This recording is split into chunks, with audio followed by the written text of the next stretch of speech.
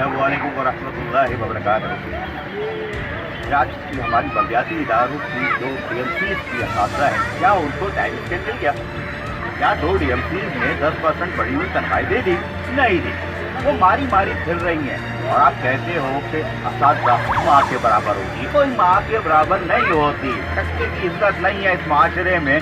और इन 3 साल के दौर में असातिज़ा की जो इज्जत की पामाली हुई है, जिस तरह वो सड़कों पे मारी मारी फिरती रही हुकूक के लिए और उनकी ज़बान बंद करने के लिए अब महकमा तालीम के अफसरान ने जिस तरह उन पर हथकंडे इस्तेमाल किए हैं, अब वो दिन जा रहे हैं। अब एहतसाब का नारा जो लगाया गया था उसने हकीकत का रूप धार लिया है और अब यकीनन एहतसाब होगा।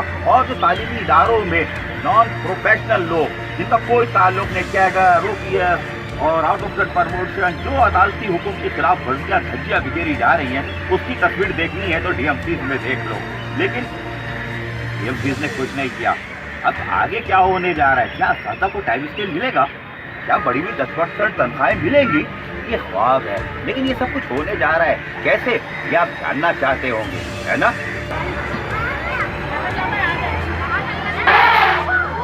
चलो, इसी तरह नैब हरकत से आई हुई है।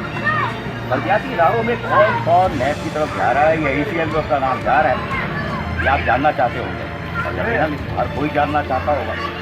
ठीक है, जिस तरह ये आती है ना, इसी तरह नैब जो है अपना काम कर रही है, नैब काम करती रहेगी। अच्छा भाई, ये जिस तरह नैब समझ लो इसको, और ये बलदियाती इदारों तुम लोग देख लो कि जिस तरह ये नैब है ना, और नैब को जिस तरह काम करती है आप लोग देख चुके हो, घबराना नहीं।